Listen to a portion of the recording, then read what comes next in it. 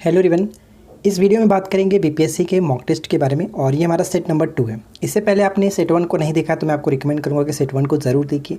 जो आपको होमवर्क दी जाती है उसी का यहाँ पे टेस्ट होता है, ठीक है। 40 MCQ हम डिस्कस करेंगे और आप करंट अफेयर्स की बात करें तो मैं आपको करंट अफेयर्स के बारे में एंड में बताऊँगा कि क्या चलने वाला है।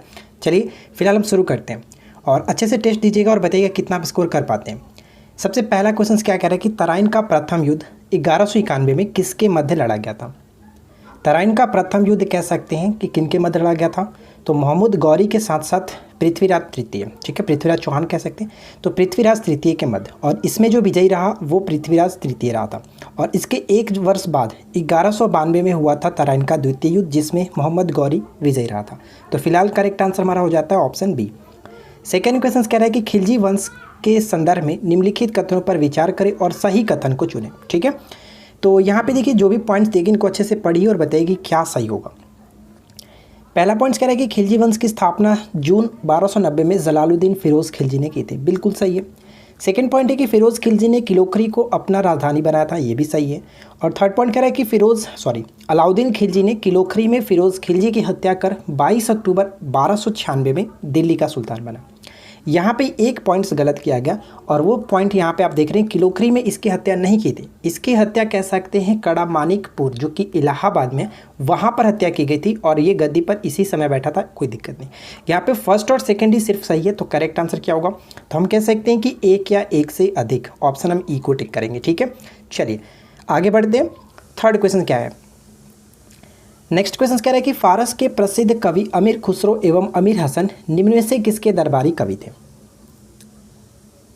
तो इस प्रश्न का राइट आंसर क्या होगा, करेक्ट आंसर होगा ऑप्शन ए बलबन, ठीक है। बलबन जो कि गुलाम वंश का एक शासक था, काफ़ी प्रसिद्ध शासक था। और इसके संदर्भ में आपको ध्यान रखना है 2 पॉइंट्स, जैसे कि इसकी उपाधि क्या थी, जिले इलाही की उपाधि इसने धारण की थी। और साथ ही साथ ये भी ध्यान रखिएगा अपने विद्रोहियों के प्रति लौह एवं रक्त की नीति को इसने अपनाया था।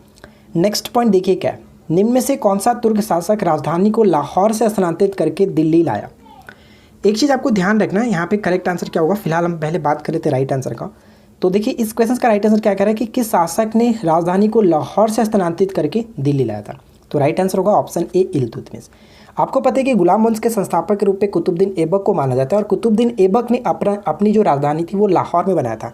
और लाहौर में उसने अपनी राजधानी तो बनाया था, लेकिन बाद में इल्तुतमिश ने किया था कि लाहौर से स्थानांतरित करके वापस दिल्ली लाया था, ठीक है। तो राइट आंसर यहाँ पे हम ऑप्शन ए को टिक करेंगे। नेक्स्ट क्वेश्चन देखिए क्या है, गुलाम वंश के शासक इल्तुतमिश के संदर्भ में निम्नलिखित कथनों पर विचार करें और असत्य कथन को चुनें। तो अच्छे से पढ़िए और बताइए कि यहाँ पे असत्य कथन क्या होना चाहिए। पहला पॉइंट क्या कह रहा है, इल्तुतमिश कुतुब मीनार के निर्माण को पूर्ण करवाया, बिल्कुल सही है। और इल्तुतमिश की बात करें तो इसने एकता प्रथा को भी चलाया था, ये भी सही है। तुर्कान ए चिहलगानी नामक एक संगठन को बनाया था जिसमें 40 सरदारों का संगठन हुआ करता था, तुर्कान ए चिहलगानी के नाम से जाना जाता है। और एक चीज़ ध्यान रखिएगा, तुर्कान ए चिहलगानी को बाद में जो कि बलबन ने इसको समाप्त भी कर दिया था। नेक्स्ट पॉइंट कह रहा है कि सबसे पहले शुद्ध अरबी सिक्के जारी किए थे। तो यहाँ पे हमने देखा कि चारों के चारों पॉइंट्स बिल्कुल सही है इल्तुतमिश के संदर्भ में। तो राइट आंसर क्या होगा, एक या एक से अधिक, ऑप्शन हम ई को टिक करेंगे, ठीक है। आगे बढ़ते हैं।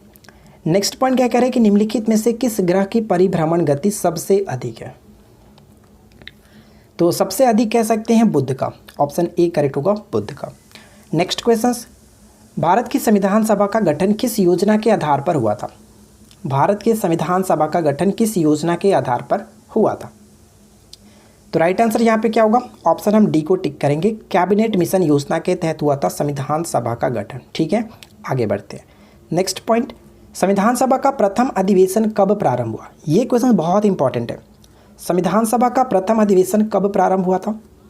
तो इस प्रश्न का करेक्ट आंसर है नई दिल्ली में हुआ था 9 दिसंबर 1946 को, ध्यान दीजिएगा। और यहाँ पे जो चारों के चारों आप डेट देख रहे हैं वो काफ़ी इंपॉर्टेंट है। पहला तो आपको पता चलेगा कि संविधान सभा की पहली जो बैठक हुई थी, प्रथम अधिवेशन हुआ था नई दिल्ली में, हुआ था 9 दिसंबर 1946 में, जिसमें वरिष्ठ जो कह सकते हैं नेता थे डॉक्टर सच्चिदानंद सिन्हा को अस्थायी अध्यक्ष के रूप में चुना गया था, ठीक है।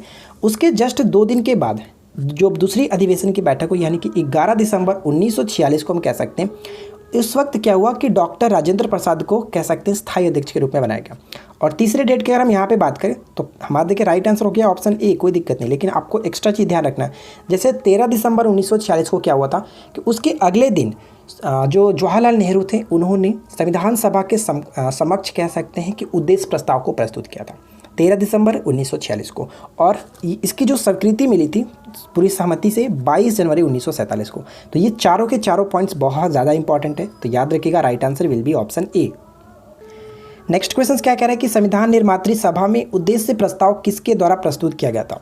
तो ध्यान दीजिएगा, उद्देश्य प्रस्ताव की अगर हम बात करें तो जस्ट ऊपर हम लोगों ने बात किया था कि 13 दिसंबर 1946 को उद्देश्य प्रस्ताव, जो कि कह सकते हैं जवाहरलाल नेहरू, ऑप्शन ए यहाँ पे करेक्ट आंसर है। नेक्स्ट क्वेश्चन, उपसौर के संदर्भ में निम्नलिखित में से कौन सा कथन सही है। उपसौर, ध्यान से समझिएगा, उपसौर। देखिए उपसौर, हम अपसौर किसे कहते हैं सबसे पहले हम ये समझ लेते हैं। ये हमारा मान लीजिए कि पूरा सौरमंडल है और बीचों बीच हमारा सन हो गया, तो सारे जो ग्रह होते हैं वो सूर्य के चारों तरफ परिक्रमा करते हैं, तो हम ये कह सकते हैं, मान के चलिए कि ये हमारा अर्थ है, ठीक है। अर्थ घूमते हुए यहाँ पर भी आएगा, यहाँ पर भी जाएगा और यहाँ पर भी जाएगा, तो हम ये अर्थ हो गया, तो हम यहाँ पे समझते हैं। अब आपको पता है कि अर्थ जब यहाँ पर है तो इन दोनों के बीच की दूरी, यानी कि सूर्य और पृथ्वी के बीच की दूरी काफ़ी ज़्यादा होगा, सबसे ज़्यादा यहीं पे होगा और सबसे कम यहाँ पे होगा। जब सबसे कम होता है उस दूरी को हम लोग कहते हैं उपसौर, ठीक है। और ये घटना हमेशा 3 जनवरी को होता है, ठीक है, 3 जनवरी को, ये चीज़ ध्यान रखिएगा। और जब सबसे जो दूरी होता है, सबसे दूरी यहाँ पर कह सकते हैं या फिर यहाँ पे कह सकते हैं, उस कंडीशन को हम लोग अपसौर कहते हैं। और अपसौर की जो घटना होती है हमेशा 4 जुलाई को होती है, ध्यान रखेंगे, 4 जुलाई को जो घटना होती है उसको अपसौर कहते हैं। और अपसौर में पृथ्वी और सूर्य के बीच की दूरी काफ़ी ज़्यादा होती है, सबसे अधिकतम होता है। अब हम बात करते हैं क्वेश्चन पे। पहला पॉइंट कह रहा है कि यह पृथ्वी और सूर्य के बीच की दूरी के संबंध में उपसौर, बिल्कुल सही है। सेकेंड पॉइंट है कि पृथ्वी और सूर्य के बीच अधिकतम दूरी को उपसौर के नाम से जानते हैं, ये पॉइंट तो गलत है, क्योंकि अधिकतम दूरी को हम लोग अपसौर के नाम से जानते हैं, ये पॉइंट हमारा गलत हो जाता है। थर्ड पॉइंट क्या कह रहा है कि यह प्रत्येक वर्ष 4 जुलाई को होती है, क्योंकि उपसौर की घटना 4 जुलाई को नहीं होती, उपसौर की घटना 3 जनवरी को होगा, इस वजह से ये पॉइंट भी गलत है। तो हम यहाँ पे क्या देख रहे हैं कि सही केवल और केवल एक है, इस वजह से राइट आंसर हमारा हो जाएगा ऑप्शन ए। ठीक है फ्रेंड्स, उम्मीद करते हैं कि सारी चीज़ों को आपने समझ लिया होगा। अब देखिए नेक्स्ट क्वेश्चन क्या कह रहा है, निम्न में से किन तिथियों को सूर्य की किरणें विषुवत रेखा पर सीधी पड़ती है। इसका भी मतलब आप समझिएगा, इस क्वेश्चन को थोड़ा सा घुमा करके भी पूछा जाता है। किन तिथियों को सूर्य की किरणें विषुवत रेखा पर सीधी पड़ती है, और जिन तिथियों को सूर्य पर जो कि कह सकते हैं विषुवत रेखा पर सीधी पड़ती है उसको हम लोग विषुव कहते हैं। और ये घटना हमारे कहते हैं पूरे वर्ष में 2 बार होती है। और वो घटना कौन कौन सी होती है, तो एक 21 मार्च को होता है और एक 23 सितंबर को होता है। इन दोनों घटनाओं को हम लोग विषुव के रूप में जानते हैं, जब जो सूर्य की किरणें होती है विषुवत रेखा पर लंबवत पड़ती है। और इस कंडीशन में सूर्य की किरणें जब पड़ती है विषुवत रेखा पर तो दिन और रात दोनों इक्वल होता है, यानी 21 मार्च और 23 सितंबर को दिन और रात बराबर होता है। तो राइट आंसर यहाँ पे हम ऑप्शन ई को टिक करेंगे, एक या एक से अधिक। ठीक है friends, option E will be correct answer. चलिए नेक्स्ट क्वेश्चन देखिए क्या अगला प्रश्न ये कह रहा है, भारतीय संविधान सभा के गठन के समय प्रारूप समिति के अध्यक्ष कौन थे। तो ध्यान दीजिएगा, प्रारूप समिति की बात की जा रही है। तो प्रारूप समिति के अध्यक्ष के रूप में डॉक्टर भीमराव अंबेडकर को जाना जाता है। और प्रारूप समिति में टोटल सदस्यों की बात करें तो एक अध्यक्ष सहित 6 और अन्य सदस्य थे, तो ये आपको याद रखना है। चलिए फिलहाल देखिए नेक्स्ट वन क्या कह रहे हैं। अगला प्रश्न ये कि संविधान सभा के समिति और उनके अध्यक्ष के संबंध में निम्नलिखित में से कौन सा मिलान सही है। तो बताइए यहाँ पे कौन सा मिलान सही है। तो पहला पॉइंट क्या कह रहा है कि प्रांतीय संविधान समिति के जो अध्यक्ष थे सरदार वल्लभ भाई पटेल, बिल्कुल सही है। संचालन समिति की बात करें तो यहाँ पे गलत होगा, क्योंकि संचालन समिति की आपको पता है कि राजेंद्र प्रसाद है, ये पॉइंट गलत है। संघ शक्ति समिति जवाहरलाल नेहरू, ये पॉइंट भी गलत है। तो सही हमें बताना था, तो केवल और केवल हम देख सकते हैं कि एक सही है, इस वजह से ऑप्शन ए यहाँ पे करेक्ट होगा। फ्रेंड्स, अगर आपको वीडियो अच्छी लग रही हो तो वीडियो को लाइक कर दीजिए, दोस्तों के साथ शेयर कर दीजिए और साथ ही साथ चैनल को सब्सक्राइब जरूर करके रखें, नोटिफिकेशन बिल को ऑन करके रखें, ताकि इसी तरह की आपको रोजाना इंटरेस्टिंग वीडियो मिलती रहे। नेक्स्ट वन देखिए, संविधान सभा के संदर्भ में निम्नलिखित कथनों पर विचार करें। फर्स्ट और सेकंड पॉइंट्स को पढ़िए, यहाँ पे थर्ड पॉइंट्स भी है, थर्ड पॉइंट्स को भी पढ़ लीजिएगा। अब बताइए कि राइट आंसर क्या होगा, कौन सा कथन यहाँ पे सही है। तो चलिए हम एक ही करके देखते हैं। पहला पॉइंट कह रहा है कि संविधान सभा के सदस्यों में अनुसूचित जनजाति के सदस्यों की संख्या 33 थी, बिल्कुल सही, कोई दिक्कत नहीं। संविधान सभा में महिला सदस्यों की संख्या जो थी 15 थी, ये भी सही है। और प्रारूप समिति में कुल सदस्यों की संख्या जो थी वो 7 थी, बिल्कुल सही। तीनों के तीनों पॉइंट्स यहाँ पे बिल्कुल सही हो जाता है, तो कोई दिक्कत नहीं। करेक्ट आंसर क्या होगा, एक या एक से अधिक, ऑप्शन हम ई को टिक करेंगे। ठीक है, आगे बढ़ते हैं। नेक्स्ट क्वेश्चन देखिए क्या कह रहा है कि भारतीय संविधान निर्माण में संघीय संविधान समिति के अध्यक्ष कौन थे। संघीय संविधान समिति के अध्यक्ष कौन थे। जब बात आ जाती है संघ की तो वहाँ पे बिना सोचे समझे आप जवाहरलाल नेहरू जी को टिक कर सकते हैं। ऑप्शन डी करेक्ट होगा। ठीक है, अगला प्रश्न देखिए, भारतीय संविधान लिखने वाली सभा में कितने सदस्य थे? भारतीय संविधान लिखने वाली सभा में कुल कितने सदस्य थे? 199 सदस्य थे, ऑप्शन ए करेक्ट होगा। कैबिनेट मिशन योजना के अनुसार संविधान सभा में कुल कितने सदस्य होने थे? कैबिनेट मिशन योजना के अनुसार संविधान सभा में कुल 389 सदस्य होने थे। ये ध्यान रखिएगा, बहुत बार पूछा जाता है। नेक्स्ट क्वेश्चन, नीचे दिए गए कथनों पर विचार कीजिए और हमें बताना कि कौन सा कथन सही होगा। तो फर्स्ट, सेकंड, थर्ड तीनों पॉइंट्स को अच्छे से पढ़िए और बताइए कि क्या सही होना चाहिए। तो चलिए हम यहाँ पे एक करके देखते हैं। पहला पॉइंट कह रहा है कि पृथ्वी का अपने अक्ष पर घूमना घूर्णन कहलाता है। ठीक है, यानी कि पृथ्वी जो अपने अक्ष पर ही घूमती है उसको हम लोग घूर्णन कहते हैं, और इसको हम लोग दैनिक गति भी कहते हैं। ये भी ध्यान रखिएगा। तो यानी फर्स्ट और थर्ड तो यहाँ तक तो कोई दिक्कत नहीं, सही है। सेकेंड पॉइंट पढ़ते हैं कि पृथ्वी का सूर्य के चारों ओर एक स्थिर कक्षा में गति को हम लोग परिक्रमण कहते हैं। तो ये पॉइंट भी बिल्कुल सही है। जब सूर्य के चारों तरफ पृथ्वी घूमती है, यानी जो मैं आपको ऊपर बताया था, सूर्य ये बीच में और पृथ्वी चारों तरफ घूमती है, तो इसको हम लोग परिक्रमण कहते हैं। तो ये भी बिल्कुल सही है। तो यहाँ पे तीनों के तीनों कथन सही होने की वजह से ऑप्शन हम ई को टिक करेंगे, एक या एक से अधिक। ठीक है फ्रेंड्स, ऑप्शन ई यहाँ पे करेक्ट हो जाता है। अब अगला प्रश्न देखिए क्या कह रहे हैं कि पृथ्वी का अक्ष उसके कक्षा तल पर बने लंब के कितने डिग्री झुका हुआ है? कितने डिग्री झुका हुआ है? तो हम कह सकते हैं कि पृथ्वी अपने अक्ष पर 23.5 डिग्री झुका हुआ है। लेकिन ध्यान रखिएगा, अगर क्वेश्चंस में पूछ ले कि कक्षीय तल से, यहाँ पे पढ़िए कि पृथ्वी का अक्ष एक काल्पनिक रेखा है, कि पृथ्वी का अक्ष इसके कक्षा तल पर बने लंब से 23.5 डिग्री झुका हुआ, अर्थात कह सकते हैं इसके कक्षीय सतह से 66.5 डिग्री का कोण बनाती है। तो ये ध्यान रखिएगा, कक्षीय सतह से अगर पूछ ले तो 66.5 डिग्री बनाती है। चलिए फ्रेंड्स, उम्मीद करते हैं कि यहाँ तक तो कोई दिक्कत आपको नहीं हो रही होगी और आपको मज़ा भी आ रहा होगा। पसंद आए तो लाइक ज़रूर करके जाइएगा। अगला प्रश्न, भारतीय संविधान में कह सकते हैं कि किस प्रांत का प्रतिनिधित्व सबसे अधिक था? किस प्रांत से सबसे अधिक प्रतिनिधित्व थे? और वो हमारा राइट आंसर क्या होगा? संयुक्त प्रांत। D will be correct answer, संयुक्त प्रांत। अगला प्रश्न देखिए, एप्साइड रेखा के संदर्भ में कौन सा कथन सही है? एप्साइड रेखा हम लोग किसको कहते हैं? तो एप्साइड रेखा हम लोग किसे कहते हैं? तो राइट आंसर यहाँ पे हो जाएगा ऑप्शन हम डी, यानी कि उपसौरिक और अपसौरिक को मिलाने वाली जो काल्पनिक रेखा है, जो केंद्र से गुजरती है, उसको कहते हैं एप्साइड रेखा। ऑप्शन ऑप्शन डी करेक्ट होगा। ठीक है, नेक्स्ट क्वेश्चन, विषुव के संदर्भ में कौन सा कथन सही है? तो जैसे देखिए, विषुव हिंदी होता है, एक इंग्लिश की बात करें तो इसको हम लोग इक्विनॉक्स कहते हैं। ठीक है, इक्विनॉक्स, और इक्विनॉक्स का मतलब आप ऊपर में समझ चुके थे क्या होता है, इस पर क्या होता है। तो हम यहाँ पे पढ़ते हैं, उस स्थिति को कहते हैं जब सूर्य की किरणें विषुवत रेखा पर लंबवत पड़ती है। बिल्कुल सही है। और साथ ही साथ हम यहाँ पढ़ सकते हैं, वह स्थिति होता है जब दिन और रात बराबर होता है। तो ये बिल्कुल सही कि जब लंबवत पड़ती है तो उस स्थिति में क्या होता है कि दिन और रात दोनों बराबर होते हैं। और ऐसा दो बार होता है, एक तो 21 मार्च को होता है और दूसरा हमारा 23 सितंबर को होता है। जब 23 सितंबर को जो होता है उसको हम लोग शरद विषुव कहते हैं, और 21 मार्च को जो होता है उसको हम लोग कहते हैं ग्रीष्म विषुव। ठीक है, ये कह सकते हैं। तो यहाँ पे शरद विषुव 23 सितंबर को होता है। तीनों के तीनों पॉइंट सही है, कोई दिक्कत नहीं है। तो राइट आंसर यहाँ पे हो जाएगा ऑप्शन ई, एक या एक से अधिक। ठीक है, चलिए नेक्स्ट क्वेश्चन क्या है, ऋतुओं में परिवर्तन का कारण क्या होता है? ऋतुओं में परिवर्तन का कारण क्या होता है? One of the most important questions. ऋतुओं में परिवर्तन का कारण हम कह सकते हैं फ्रेंड्स कि सूर्य के चारों ओर पृथ्वी की स्थिति में परिवर्तन, जिसको हम लोग परिक्रमण कहते हैं। तो ऑप्शन ए यहाँ पे करेक्ट होगा। लेकिन यहाँ पे एक छोटा सा पॉइंट ध्यान दीजिएगा कि ऋतुओं में परिवर्तन सूर्य के चारों ओर पृथ्वी की स्थिति के परिवर्तन के कारण होता है, जबकि पृथ्वी का अपने अक्ष पर घूर्णन के कारण दिन और रात होता है। ये दोनों के दोनों पॉइंट्स अच्छे से याद रखना है। देखिए ध्यान दीजिएगा कि घूर्णन के कारण दिन और रात होता है, जबकि परिक्रमण कह सकते हैं उनके कारण हमारा ऋतु में परिवर्तन होता है। ठीक है, अगला पॉइंट्स, स्थिति में परिवर्तन एक गति है, इसकी व्याख्या निम्नलिखित में से किस या फिर किन रूपों में हम की जा सकती है? स्थिति में परिवर्तन एक गति होता है और इसका हम लोग व्याख्या कर सकते हैं तय की गई दूरी से भी और साथ ही साथ विस्थापन से भी। ठीक है, तो राइट आंसर यहाँ पे हम कहेंगे केवल 1 और 2, ऑप्शन यहाँ पे डी को टिक करेंगे। ठीक है, 1 और 2 करेक्ट आंसर है। चलिए आगे बढ़ते हैं। देखिए नेक्स्ट क्वेश्चन कह रहा है कि जीवाणुविक कोशिकाओं में नहीं होता है। जीवाणुविक कोशिकाओं में नहीं होता है, तो आपको पता है कि जीवाणु में कोई भी माइटोकॉन्ड्रिया यानी कि सूत्रकर्णिका नहीं पाया जाता है। ऑप्शन हम डी को टिक करेंगे। नेक्स्ट वन क्या कह रहा है कि हिस्टोरिया प्लांटरम पुस्तक के लेखक कौन है? हिस्टोरिया प्लांटरम पुस्तक के लेखक कौन है? तो इस प्रश्न का राइट आंसर हमारा हो जाएगा ऑप्शन हम बी को टिक करेंगे, थियोफ्रेस्टस। थियोफ्रेस्टस को हम लोग जो कि वनस्पति शास्त्र के जनक के रूप में भी जानते हैं, Theophrastus. Next point, Charles Darwin की पुस्तक द ओरिजिन ऑफ स्पीसीज कब प्रकाशित हुई थी? चार्ल्स डार्विन की पुस्तक द ओरिजिन ऑफ स्पीसीज के प्रकाशन की बात करें तो 1859 यहाँ पे करेक्ट होगा, ऑप्शन डी को टिक करेंगे। नेक्स्ट वन, निम्नलिखित में से कौन सा जो कि कह सकते हैं एक समान वृत्तीय गति का उदाहरण है?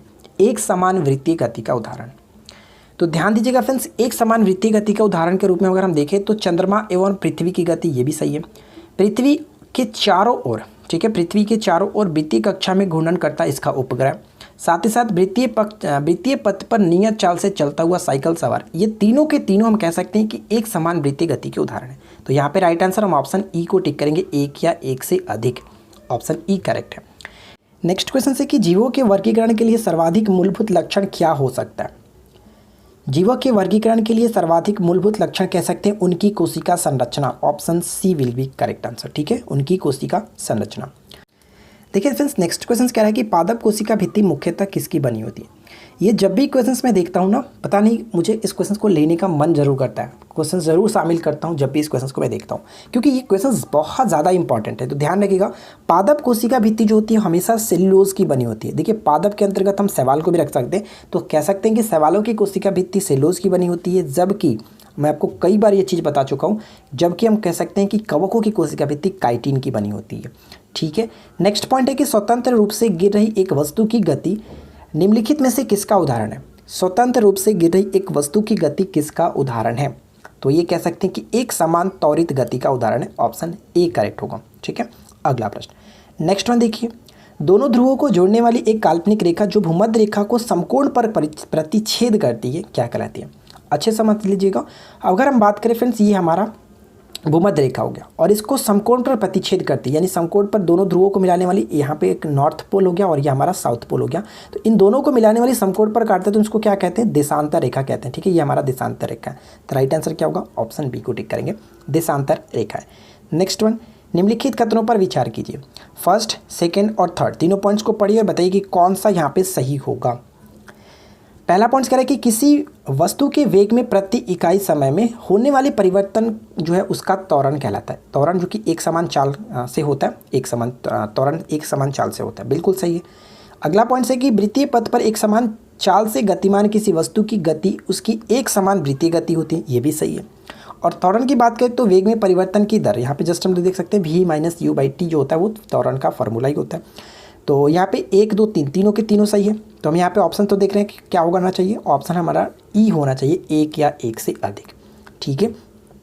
चलिए अगला प्रश्न क्या है, सूर्य के चारों ओर एक स्थिर कक्षा में पृथ्वी की गति को क्या कहते हैं? सूर्य के चारों ओर, जस्ट हम लोगों ने ऊपर में 2 बार बात कर चुका हूँ कि सूर्य के चारों ओर जो गति होती है उसको हम लोग परिक्रमण कहते हैं, ठीक है, परिक्रमण। जबकि पृथ्वी के अपने अक्ष पर घूमने की गति को हम लोग कहते हैं घूर्णन, ठीक है।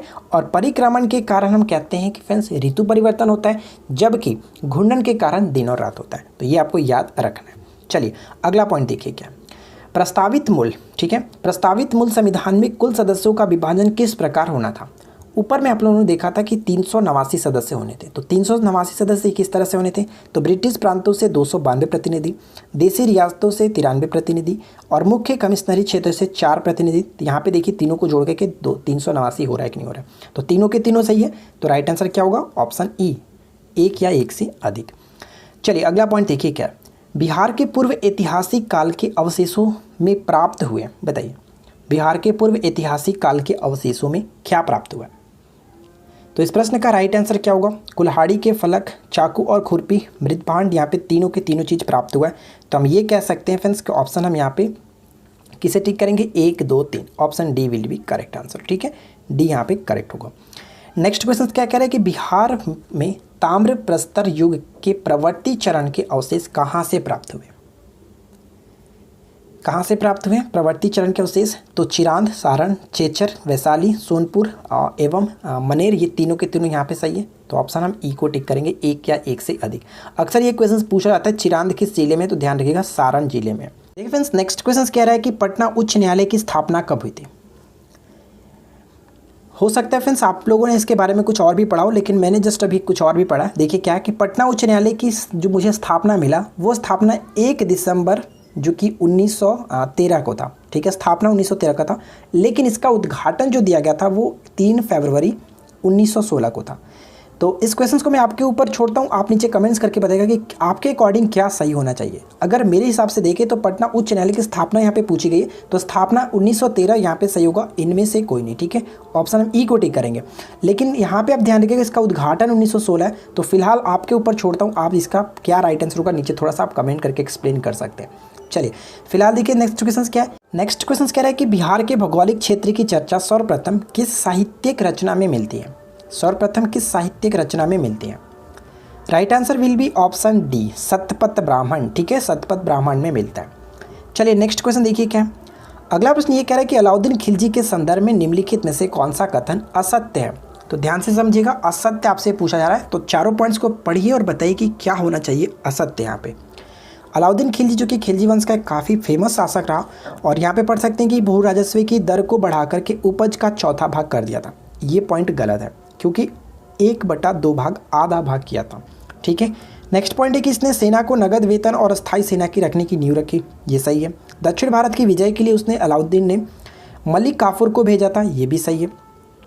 अलाउद्दीन खिलजी के निर्माण में कह सकते हैं अलाई दरवाज़ा, सीरी का किला, हजार खांबा माल, ये सभी प्रसिद्ध है। तो केवल और केवल हम यहाँ पे क्या देख रहे हैं कि एक गलत है, जो कि ऑप्शन ए। तो राइट आंसर यहाँ पे हो गया ऑप्शन ए।